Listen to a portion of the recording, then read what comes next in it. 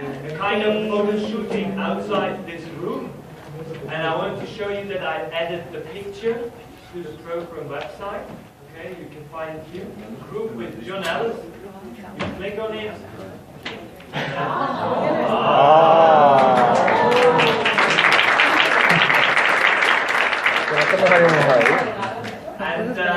And I also want to show you proof that my team did everything it could do yesterday, because we went, we won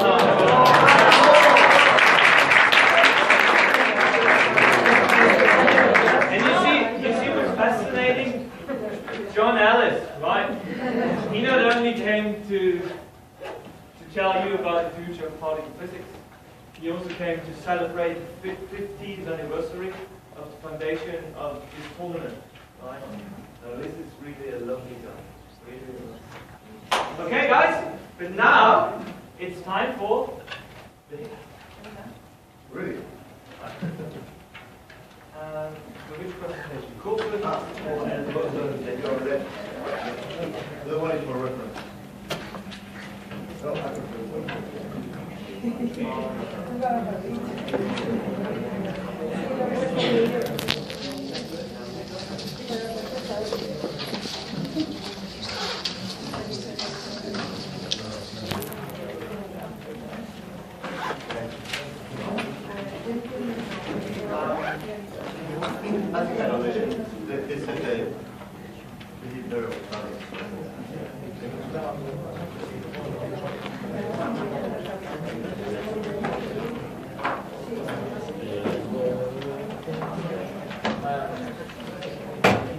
mientras empieza Pablo, hay una cosa que es un poco vergonzosa, es que no nos hemos hecho una foto todos juntos.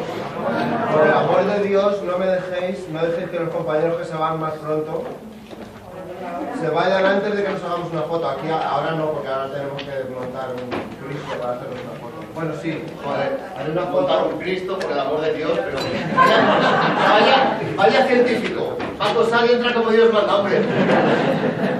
Ya me lo dije una vez. Luego, eso sí, sí podemos hacer a lo mejor aquí una, pero no me dejéis sin hacer alguna foto de grupo, hombre. Por favor.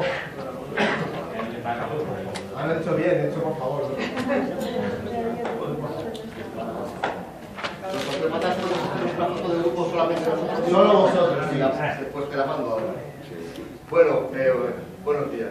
Hoy yo pretendía dar, pues tenía plan A y plan B. Como comenté uno de vosotros, he decidido el plan C. Pero no sé muy bien lo que ha salido, porque claro, cuando uno cambia las transparencias a las 12 de la noche, 1 de la mañana, pues leemos cualquier cosa. Sé que es viernes, que uno está en plan diciendo, venga, ahora viene la parte relajada y tal. Pues es un día más, hay que aprovecharlo. Más que una charla es una clase. Y como tal, no es guay, no es divertido, y alguna parte es un poco dura, lo siento, no haber venido aquí. Entonces, aparte de la charla, quería deciros que, bueno, como me lo han preguntado varias veces, por supuesto todo el material que está accesible, bueno, no ya todo el material de estas charlas, todo lo que encontréis en el CERN, que al cliquear se abra, lo podéis utilizar. La verdad que digan, es que mis transparencias soy guay porque mis transparencias son. Todo lo que tú vas a Índico y dices, charla CMS, estudios de eficiencia de Silicon Microvertes en el round de cósmicos del TAC. Lo abres, lo ves, lo puedes utilizar. No podéis hacer un librito y venderlo, pero se puede utilizar. Y sobre todo si es para divulgar. ¿De acuerdo? O sea que, gracias por preguntar. Dice mucho de vosotros, pero que es público. Y por eso estamos poniendo aquí también el PowerPoint que facilita que manejéis el material. Pero buena parte de las fotos que aquí están en baja resolución, por ejemplo, si queréis los pósters o estas cosas, están en una página que se llama cds.cer.ch. Esto es, aunque no lo parezca, todo esto es improvisado. O sea, yo aquí no me he preparado. Por eso luego tardo media hora más de lo que era. .cer.ch. Entonces, uno viene aquí y busca, bueno, aquí están los papers publicados son de revistas, pero la versión CERN de los papers publicados del Higgs, de Gerianius, todo está aquí y lo buscas. Entonces, solo por poner un ejemplo, tú puedes poner CMS, Higgs, no sé, 2012. Con otra dirección aquella. Entonces, Sí, ese ves. punto Entonces, no ya puede decir que quiere aquí fotos, lo que sea, y busca por aquí, para que pasen artículos, y si no quiere sucesos, también aparece. ¿Lo notaste? Es que ya os dejo a... ¿Sí anotaste? Ahí, Sí. No, esa no es, la otra. Luego aquí he dejado, en slides están las slides, y luego aquí he dejado una presentación que suelo dar a los institutos, un PowerPoint, pues si la queréis mirar o utilizar o algo, que bueno, es para los estudiantes, sencillita y tal, y bueno. Y luego aquí tengo otra cosa que es lo que voy a comentar luego, si nos dan tiempo, en los radios y cosas. Bueno, otra vez el bosón de Higgs. Cuando uno viene a estos sitios, a estos cursos, le repiten las mismas cosas muchas veces. Y no está mal porque cada uno cuenta las cosas de su manera y así vosotros os hacéis vuestra imagen mental y las entendéis a la vuestra. Muchas de las cosas que yo suelo contar, la verdad es que aquí ya las han dicho y mejor, porque la verdad es que los speakers son buenos.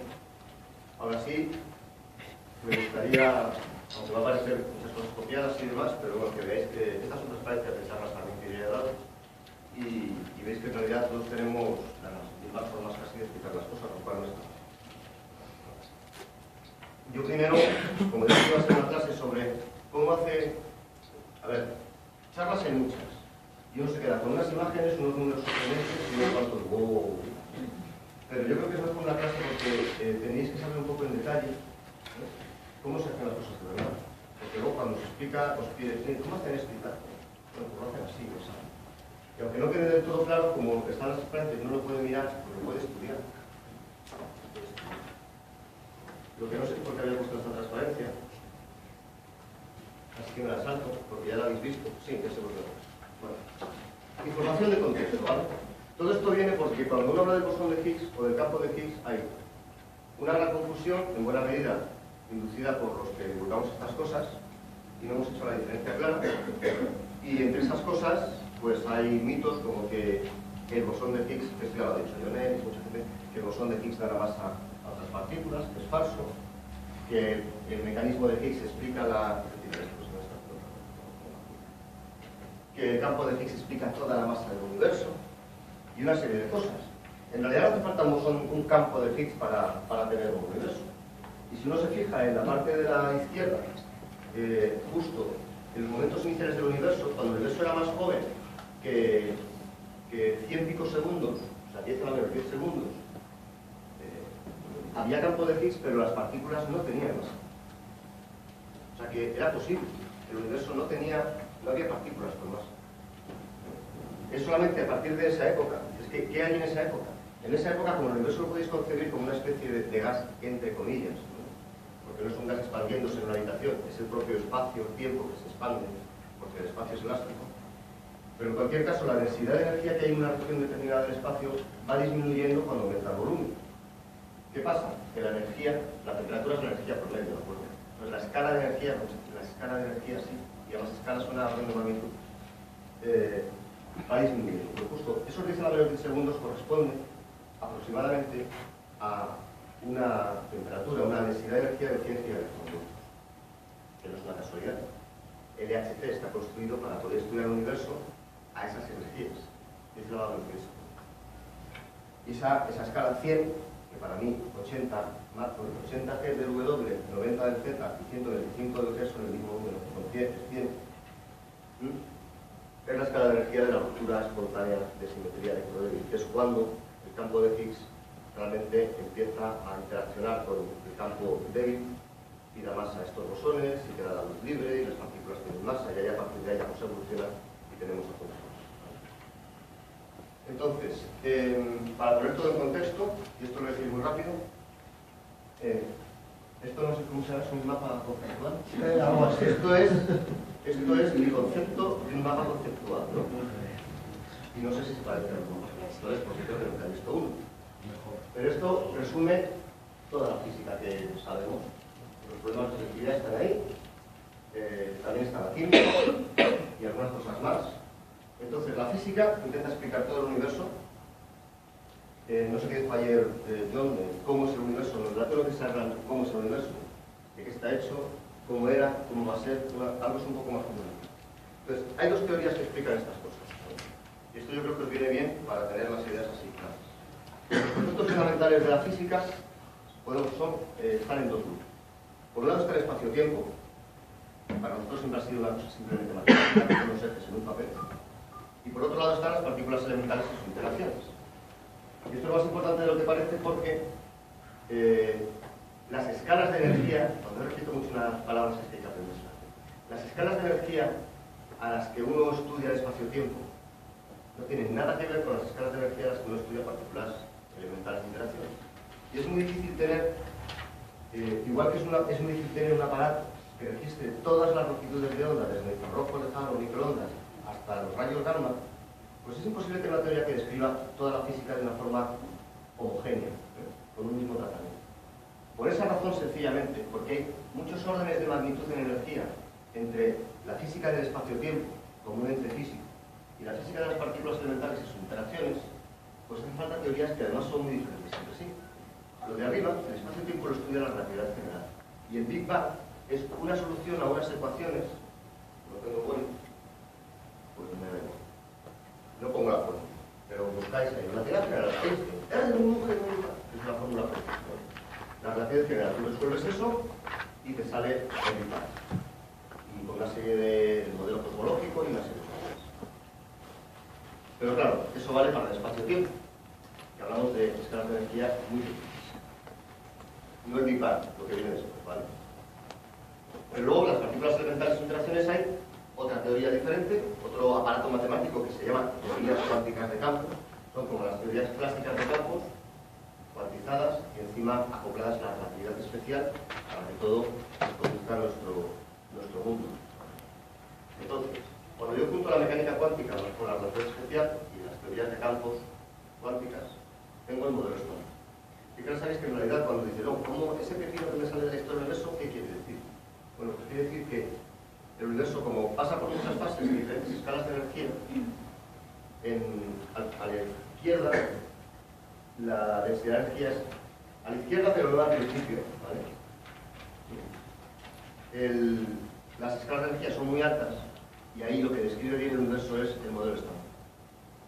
A la derecha, la escala de energía es muy baja, y lo que describe bien el universo es la relatividad. ¿Cuál es el verdadero problema de la física? Y esto yo creo que es la pregunta que os habéis estado haciendo. ¿Por qué quiero ir más para atrás y demás? Porque la verdadera pregunta que se hace la ciencia, la física, es que llega un momento en el que esas dos teorías en realidad son facetas de una sola. Entonces, cuando yo me voy al origen del universo, es cuando tanto la mecánica cuántica relativista como la relatividad general, ¿no?, o versiones de esas teorías, por narices, tienen que estar, digamos, unidas, porque la densidad de energía ahí es tal que el universo está gobernado, o sea, tiene partículas elementales, pero se piensa que la fuerza de la gravedad tiene que ser enorme. Y de hecho los efectos gravitatorios en el origen del universo son gigantescos. No voy a decir los argumentos por los cuales se piensa que es así. La historia está en que es en esas energías en las que el espacio y el tiempo requieren un tratamiento cuántico, ¿no?, o lo que sea que esté, digamos, por encima de la mecánica cuántica para describir esto. Pero cuando nosotros queremos describir el origen del universo, el gran problema que tenemos es precisamente acoplar esas dos cosas. Bueno, esto es el mapa. Otra parte del mapa conceptual, o sea, yo creo que estas charlas están llenas de mapas, solo que nosotros los ponemos en un formato diferente. Y esto es otro. Esto lo que nos dice es que nosotros, que durante buena parte de la historia del pensamiento nos hemos considerado el centro del universo y que somos todo lo que hay, pues en un momento dado uno se da cuenta de que somos una pequeña parte de ese 5% del universo, que hasta hace poco pensamos que era el 100% conocido. A mí esto incluso filosóficamente, para enseñárselo a los chavales, es importante, ¿no? Cuando están ahí todo el día pensando que somos unos capullos porque no les hacemos caso a ellos precisamente. Pues mira, chaval, confórmate con el 10% de ese 5% que es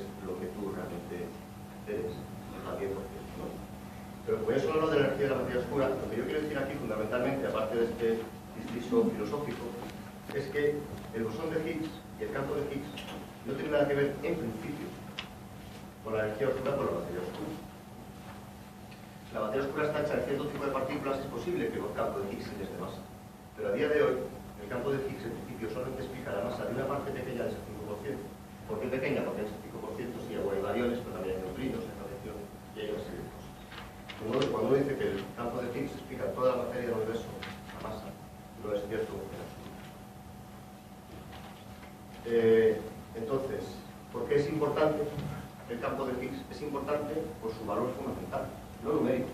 Y es una cosa además que yo creo que estáis constantemente intentando imbuir en las cabezas de vuestros estudiantes, que lo que importa no es el tamaño de las cosas, sino su importancia física.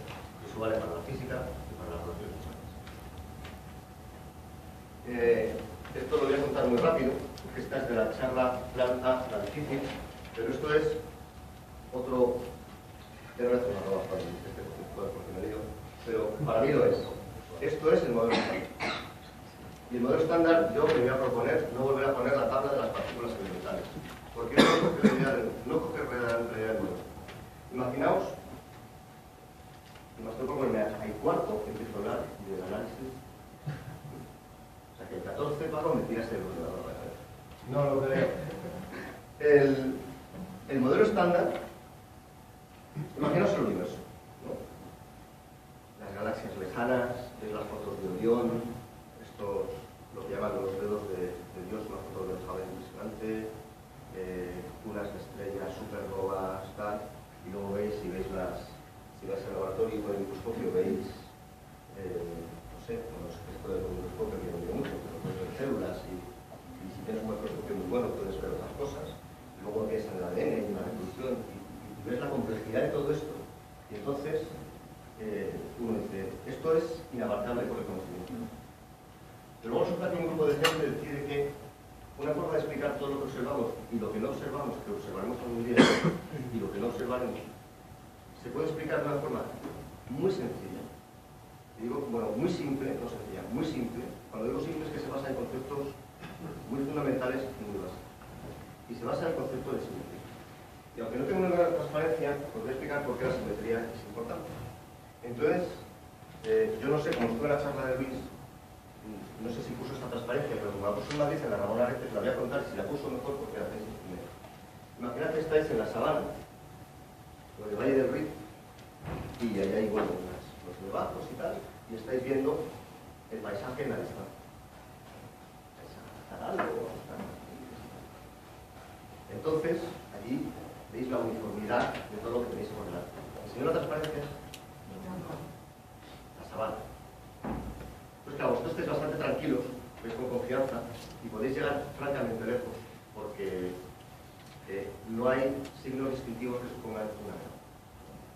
Pero de vez en cuando aparece un bultito negro en el horizonte que rompe la simetría.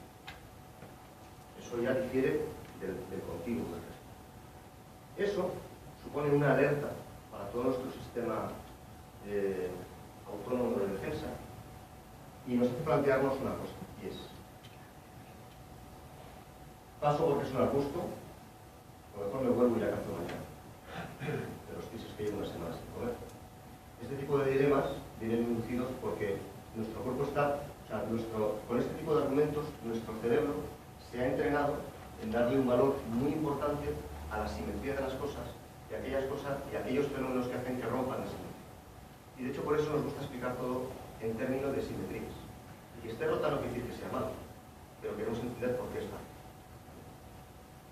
Podría decir, ya en el cuarto llevo el guión, podría decir que bueno, si en función de que sea un arbusto o sea un depredador y tome unas decisiones u otras, hay que haber un proceso de selección natural que, como todos sabéis, ha hecho que la gran parte de la humanidad seamos profundamente supersticiosos y religiosos, porque tener miedo es favorable evolutivamente. Y solo hay muy pocas gentes, digamos, tener un juicio crítico y este tipo de cosas es lo que rompe la simetría del resto de la humanidad. O sea, que incluso los que estáis aquí también sois un poco, estáis rompiendo la simetría del resto de los. Bueno, pues os acabo de contar el modelo estándar con un arbusto que creéis que era un rinoceronte. Y esto es lo mismo, pero puesto de otra forma. El rinoceronte está hecho de fermiones, que ya lo sabéis, electrones, neutrinos y quarks. No son 12 partículas, no son 24, hay antipartículas. Bueno, conceptualmente son tres cosas: electrones, neutrinos y quarks. Diferentes tamaños. Y esas partículas de materia se relacionan esencialmente de una sola forma, no de tres. Es decir, que un bosón que está pintado en rojo es capaz de interaccionar con una cierta intensidad con dos términos. Y entonces, si miráis solamente el diagrama de arriba, ves que un fotón puede emitir un par de electrones. Ya le ponéis la carga y el nombre, pero el nombre es en realidad. Pero claro, yo el tiempo aquí lo puedo poner donde me dé la gana porque es lo bueno de las simetrías, de la física. Y si lo miro de izquierda a derecha, quiere decir que un electrón se choca con un positrón y emite un fotón. Bueno, pues eso es una simetría fundamental de la naturaleza. Y nosotros representamos el mundo, el modelo estándar quiere decir eso. Que yo digo que todo lo que ocurre en el mundo tiene esta simetría y ocurre precisamente porque eso es así. ¿Por qué es así? Digámoslo de otra forma. Cuando pasan cosas de ese tipo, las partículas de materia, los fermiones son las partículas de materia y los bosones son las interacciones. Nosotros constatamos que es así. Pero claro, hay muchas partículas de materia, hay muchos bosones, y por eso pongo tres diagramas, pero veis que es el mismo. Un Z, un gluón y demás. Es decir, que la simetría no es única. Hay varias simetrías. Pues la fuerza del modelo estándar es, solo con el diagrama de arriba, cambiando unos cuantos símbolos griegos, un concepto fundamental de simetría. Y esa simetría además es abstracta. No hay simetrías espacio-temporales, las hay, pero la fundamental es abstracta. Cuando yo pongo esto en las matemáticas, lo más curioso es que toda la física que os han estado contando durante esta semana sale de las simetrías en un espacio abstracto interno de estos campos abstractos. Por ejemplo, la carga eléctrica es una consecuencia del hecho de que en el espacio interno del campo eléctrico, no en 3D, no es que si yo tiro una bobina tal, en el espacio interno del campo eléctrico, este es invariante bajo proporciones. Y eso te da un parámetro físico que es la carga. Y a mí esto me parece absolutamente sorprendente. La carga eléctrica es el resultado de una magnitud que se conserva asociado a una invariancia de una transformación geométrica de un objeto abstracto. O sea que para nosotros la carga eléctrica en realidad es eso. Es algo poético, es como un acto de amor, ¿no? Algo que no tiene nada que ver con la materia y con la energía, porque está en el cerebro de la gente, pero te da una cosa que tú puedes medir, que es la carga eléctrica. Y esa es la fuerza de las matemáticas. Tú siempre que tienes una simetría conservada, tienes una cantidad que se conserva. Y eso es el teorema de Nether. Nether, que este teorema es uno, a mí, de los que más impresionantes me parece en la física, que pues claro, es un buen ejemplo porque además esta persona no era un hombre, era una mujer, como seguramente todos sabéis. Bueno, pues esta teoría tan impresionante que es el modelo estándar, formal, elegante, bonita, que describe prácticamente todo lo que observamos, es perfectamente válida con una gran cantidad de decimales. Se basa en un pilar muy importante, y es que ninguna de estas partículas que veis ahí tiene masa. Ha dado un minuto más en mencionar ya el mecanismo de Higgs, porque está implícito en la interrogación de Brodel. ¿De acuerdo? Y entonces aquí es la gran contradicción, y por eso es importante no el bosón, sino el mecanismo de Higgs. Es decir, tú como tienes algo que funciona perfectamente, reproduce cosas, medidas, parámetros con una cantidad de decimales que no os podéis imaginar. Y uno de los aspectos fundamentales de esa teoría simplemente es ese rollo. Una de las posibles explicaciones de que esto funcione tan bien es que lo que para nosotros es muy importante numéricamente no lo es para la naturaleza. Y vuelvo al hecho de que nos consideramos una buena regla de medir el universo, y no lo somos. Somos fundamentalmente espacio vacío. Nuestros átomos son fundamentalmente espacio vacío. Eso es una cosa que está muy bien, que es lo digo siempre a los estudiantes cuando de las charlas. Entonces, en la recta de arriba, veis, es un eje que empieza a 0 y acaba en un cierto valor. Y eso sí que es realmente conceptual para tener las cosas claras. Es el posible rango de valores que puede tener la masa de las partículas elementales. Y entonces, cuando digamos, las partículas sin masa, el fotón tiene 0, y el mayor valor posible de la masa de una partícula, le hemos puesto un nombre importante, un máximo es un orden de magnitud, es la masa de Planck. Para nosotros es una masa insignificante, porque son 10 a la menos 5 gramos. Pero si fijáis que estamos hablando de partículas puntuales en estructura interna, es una masa enorme. ¿Cómo de enorme es? Pues mirad, aquí pone 10 a la menos 17. ¿Qué quiere decir? Que todas las partículas que conocemos a fecha de hoy tienen una masa que como máximo es 10 elevado a menos 17 veces la masa de Planck. O sea que la corrección que yo tengo que meter al modelo estándar para que fuese una cosa realmente exacta es tengo que añadir en mis ecuaciones una corrección que sería la masa afecta 0,0006 ceros y 1. No es nada. Eso no es ningún animal. Es simplemente que nos ayuda a entender cuál es la magnitud de todas estas cosas. ¿Hasta qué punto estamos equivocados cuando pensamos que la masa del universo es enorme? Es insignificante. Es insignificante. ¿Qué pasa? Que no hay... Bueno, porque es el máximo, lo podemos ver luego, ¿vale? Pero para los avanzados, que siempre los hay, la masa de Planck es tal que para una partícula puntual del tamaño de la escala de Planck, que es un numerito en centímetros, si tú concentras esa cantidad de energía, porque masa es igual a la energía, las partículas ya no son tales partículas, son otras cosas. Se pueden comportar como un agujero negro, otra cosa, pero esos entes ya no son partículas. Es otra teoría. Esa masa donde ni la mecánica cuántica ni la relatividad general funcionan. Y hay que meter otras teorías, que ahí no está escrito, pero algunas tentativas de arreglar esto pues son las teorías estas supercuerdas y cosas así. Esto era un pie de página. Entonces, bueno, ¿por qué todo tiene una masa tan pequeña? No es que tenga una masa tan pequeña.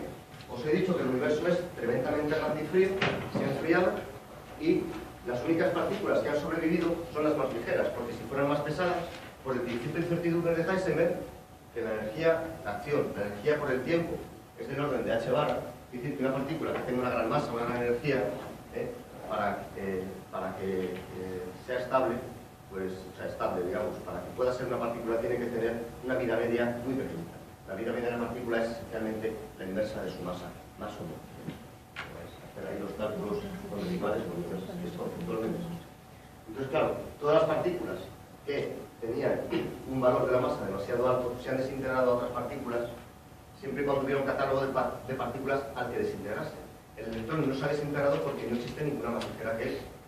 Hay neutrinos, sí, pero tú para desintegrar neutrinos hay unas leyes de conservación que impiden que el electrón vaya solamente a neutrinos, porque está la carga eléctrica y eso es una restricción fuerte a la hora de desintegrar el electrón.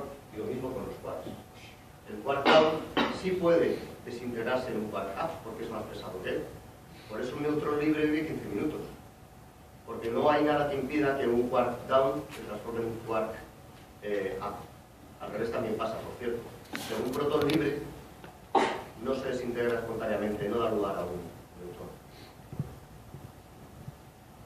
Para que haya beta decay tiene que estar uno en un núcleo atómico. Bueno, pues ya se vuelve a contar el número estándar. Claro que hay partículas más pesadas, pero ya no existen. Se han desintegrado. Pero si yo creo un medio ambiente, como cuando hace frío nos ponemos ropa, nos sudamos, por lo mismo. Si yo creo un ambiente y caliento la habitación del universo y tengo una energía, puedo, como la energía se puede convertir en, de hecho la energía es una forma de masa, o la masa es una forma de energía, pues yo puedo tener un equilibrio, en cierto sentido, termodinámico, de partículas que se crean y se destruyen, cuyas masas están a la misma temperatura que el medio ambiente de la habitación. Por eso cuando yo contraigo el universo yendo hacia atrás en el tiempo y aumento la temperatura, pues empiezo a tener partículas que yo antes no tenía. Y eso es lo que yo hago con los aceleradores. Caliento la temperatura de la habitación. La habitación es el punto de interacción de energía. Pero es bastante grande esa habitación. Entonces, yo he conseguido crear partículas, hemos todos conseguido crear partículas de esa masa. 10 a la menos 17 que son 100 gigaelectronvoltios. La masa de Planck es 10 elevado a 19 gigaelectronvoltios. Por supuesto, la fecha es decir que si yo tuviera generadores más potentes, o simplemente procesos físicos más de mayor energía, como interacciones de rayos cósmicos, que los hay con muchísima energía, pues podría crear partículas nuevas. Pero hay una interrelación porque yo no lo sé, no lo he constatado experimentalmente. Y todo lo que estoy contando es muy bonito, muy elegante, describe la naturaleza, pero solo podemos decir que es cierto aquellos que hemos constatado experimentalmente a esa escala. Bueno, aun siendo numéricamente pequeña la masa, es importante entender por qué aparece la masa en el modelo estándar sin que se destruya, digamos, la simetría global de la teoría. Y ahí es donde entra el modelo de Higgs, pero de eso ya no voy a hablar mucho. Sí voy a recordar algo que dijo Luis, que lo dijo muy bonito, y luego fui a decírselo porque es la analogía que yo suelo utilizar para explicar la falta de importancia numérica del mecanismo de Higgs. Para generar masa no es necesario tener un campo escalar.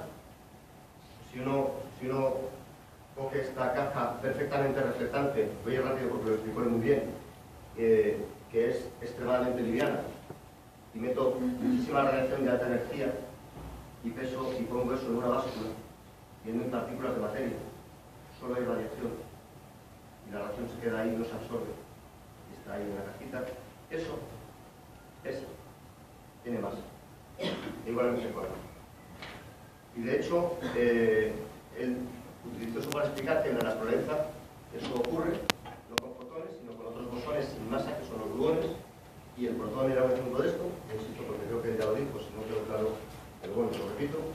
El protón, además de tener 3 quarks, tiene un número, de hecho, infinito de gluones, porque son bosones, y es la energía cinética de movimiento, igual que en el caso de la caja de la izquierda, la energía de movimiento, si queréis, la energía cinética de los protones, los protones no tienen masa, tienen un momento nada más.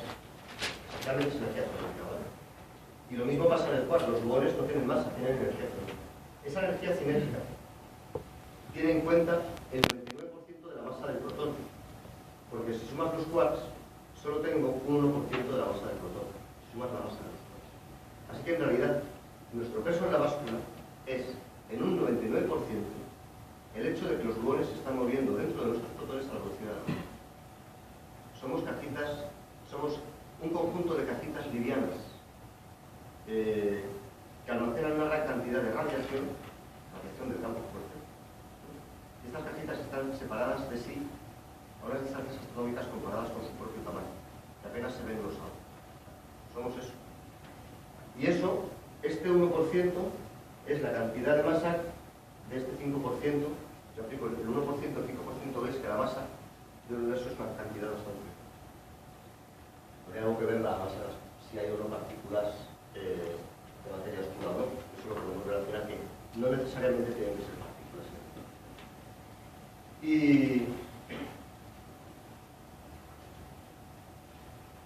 esto, aunque he simplificado. Otro ejemplo de que uno puede tener masa sin protones y sin.